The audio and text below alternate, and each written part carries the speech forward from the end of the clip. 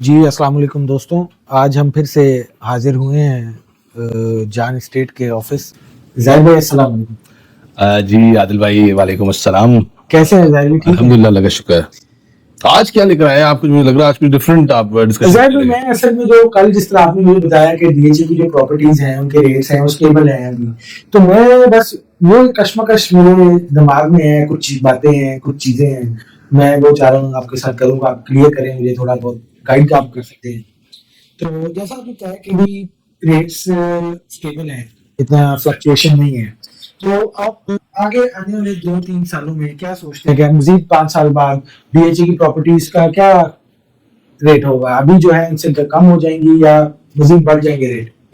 मैं समझता हूँ कि ये बड़ा एक डिफरेंट आपने क्वेश्चन किया है कि जी, जी। हम फ्यूचर क्या देख रहे हैं। ऐसे ही। ऑब्वियसली हम बायर्स को कन्विंस कर रहे होते हैं कि इन्वेस्ट करें। जी, जी। मेरे हिसाब से जो डेवलपिंग फेजेस है वो आउट परफॉर्म करेंगे ठीक है। और इन्वेस्टमेंट इस वक्त जो है हमें उधर ही करनी चाहिए। और जो अगर ग्राफ्स को हम स्टडी करें और ओवरऑल ट्रेंड रियल एस्टेट का देखें तो मेरे हिसाब से 15 से 25% जो है वो एप्रिसिएशन एक्सपेक्टेड है in short to medium term ठीक है। में। हम देख रहे हैं स्पेशली प्लॉट्स में ठीक है। जो अंडर डेवलप्ड एरियाज हैं जहाँ पे अभी रिसेंटली डीएचए ने पोजीशन दिया है, या फाइल्स का जो स्पेशली एरिया है जहाँ अभी अनाउंस किया डीएचए ने फर्दर प्रोजेक्ट्स, तो ये जो है इस पे एक अच्छे रिटर्न्स जो है वो एक्सपेक्ट कर रहे हैं। मतलब वो जो है, जो बातें सुनने को मिल रही हैं, जो न्यूज़ फैली हुई है कि हालात प्रॉपर्टी के थोड़े बेहतर रहेंगे, इसका मतलब वो कुछ हद तक ठीक है खबरें।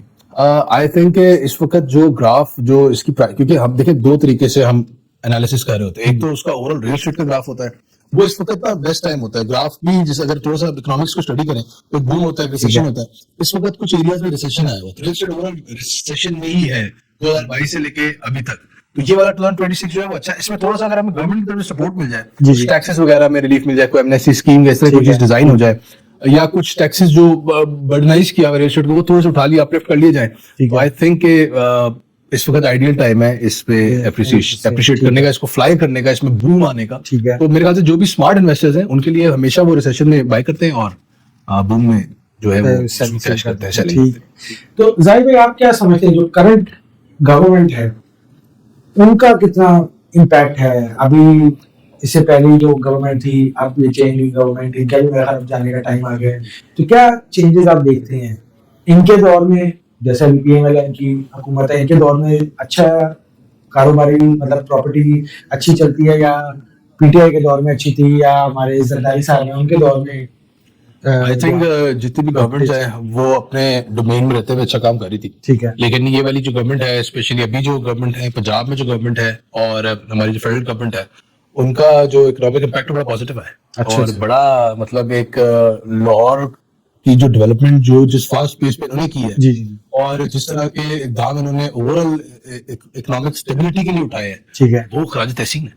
अच्छा जाहिर भाई मैं थोड़ा सा टॉपिक से हटके आपसे एक बात पूछना चाहूंगा। ऐसे ही अरे आप जो मर्जी पूछिए, आपका राइट है। आप माशाल्लाह जबरदस्त किस्म के सवाल पूछे। आपका जो पर्सनल ओपिनियन मतलब आप किस पार्टी को सपोर्ट करते हैं? मुझे जहां तक मुझे आइडिया है, आपने एक जमाने में खान साहब को बहुत सपोर्ट किया है।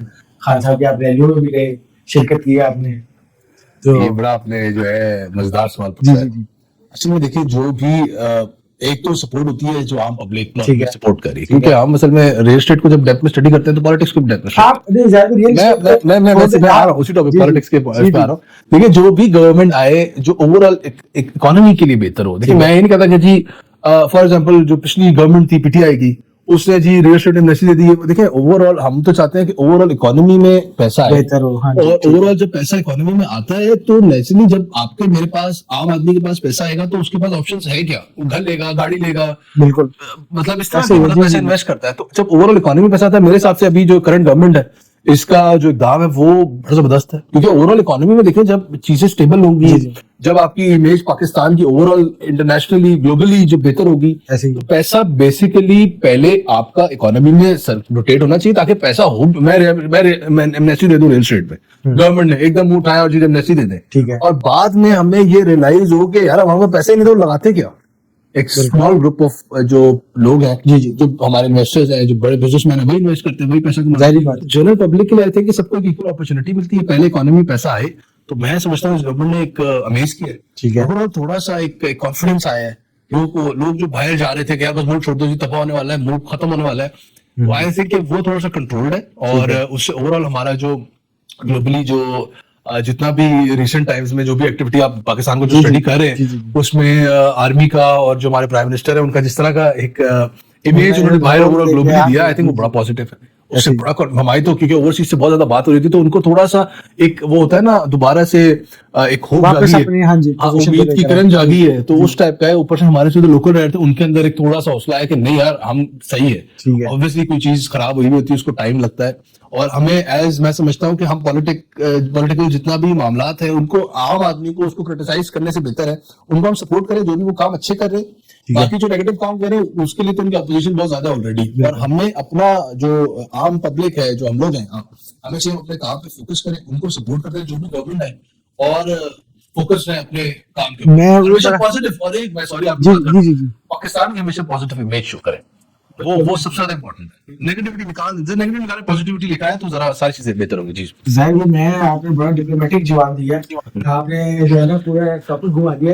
ये हम करेंगे सब पॉलिटिकल डिस्कशन भी करेंगे जी। नहीं मैं तो आपको फैक्ट बताए सारे।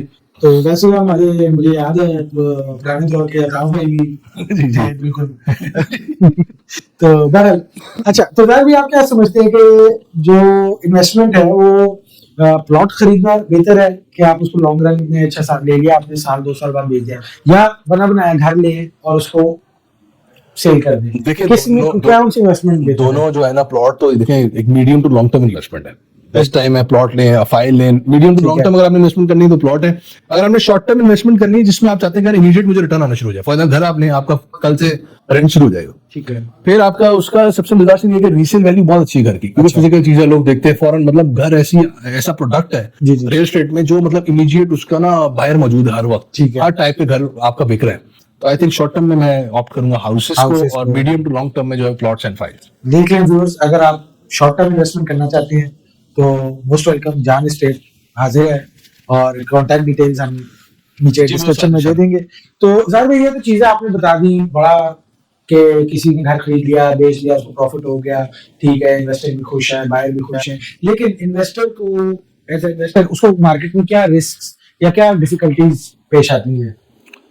देखें जो रिस्क है वो तो डेफिनेटली है, लेकिन उसमें हम ना वॉच आउट कर सकते हैं बहुत सारी चीजें। थोड़ा सा अगर आप, असल में हमारा मसला है कि हम मशवरे करते हैं उन लोगों से रियल एस्टेट के हवाले से जो एक्सपर्ट्स नहीं है। अच्छा, मुझे बताया आपके सर में दर्द हो रहा है, ठीक है, या आपके पेट में कोई दर्द हो रहा है, तो आप डॉक्टर के पास जाएंगे नहीं, आप अपनी बुआ से पूछेंगे, खाला से पूछेंगे कि जी खाला मुझे सर में दर्द होता है क्या? तो नॉर्मली हम लोग ये करते हैं, घर लेने जाते हैं, हम उनसे सवाल जवाब कर रहे होते हैं जिन्होंने कोई 20 साल पहले घर लिया होता है, वो कहते हैं नहीं जी मैं आपको बता रहा हूँ जी, फॉर एग्जाम्पल जी आप ऐसा करें जी, कामुकी में घर ले लें। बिल्कुल है जी, ऐसा रियलिटी है। थोड़ा सा जो है ना अपने जो एक्सपर्ट्स हैं उनके ऊपर कॉन्फिडेंस रखें, ठीक है, उनसे पूछें। सबसे पहले इलीगल सोसाइटीज जो अप्रूव नहीं है, एलडीए है, रूडा, जितनी अथॉरिटीज हैं जो उनसे अप्रूव नहीं है, उनके अंदर बिल्कुल इन्वेस्ट ना करें, उसके ऊपर थोड़ा रिसर्च करें। आजकल ऑनलाइन मटेरियल सारा अवेलेबल है, ठीक है। दूसरा नॉर्मली होता क्या है कि आप हमेशा डिफरेंट साइकिल में बाइंग करते हैं और सेलिंग उल्टे टाइम पे करते हैं, तो हमेशा कोशिश करें कि रिसेशन, जैसे अभी बेस्ट टाइम इन्वेस्टमेंट का, रिसेशन सेलिंग दोनों पे रोटेट करें और उन एरियाज को फोकस रखें, थोड़ा सा स्टडी करेंगे ग्राफ्स। आप किसी भी अच्छे रियल्टर से जब डिस्कशन करेंगे वो आपको बता देगा कि यार 7 में ये पोजीशन थी, 9 में ये थी, डीएचए मुल्तान में ये थी, कोयटा की ये प्राइसेस थी, तो उसको उस हिसाब से हमेशा इन्वेस्ट करें। दूसरा सबसे बड़ी गलती होती है शॉर्ट टर्म पैनिक सेलिंग। आप ले लेते हैं, फॉर एग्जांपल एक बंदे ने करोड़ रुपए का प्लॉट लिया, वो लाख रुपए नीचे आते हैं बेच, अब जो पैनिक सेलिंग वो डर जाता है कि और ज्यादा नीचे ना, बहुत बड़ा रिस्क है उससे ओवरऑल, क्योंकि आपने 1 लाख पे बेच दिया, अगला 2 लाख पे बेचेगा, वो ओवरऑल जो है ना वो सारी मार्केट खराब करता है। तो ये 2-3 फैक्टर्स हैं, और इसके अलावा मल्टीपल है, लेकिन टू बी कंसाइज मेरे ख्याल से ये ऐसे फैक्टर्स हैं कि जिनको मिनिमम एटलीस्ट कहते हैं ना कि इनको जरूर स्टडी करना। ठीक है जाहिर भाई, थैंक यू सो मच, बहुत मजा आया आपके साथ। थैंक यू आदिल भाई।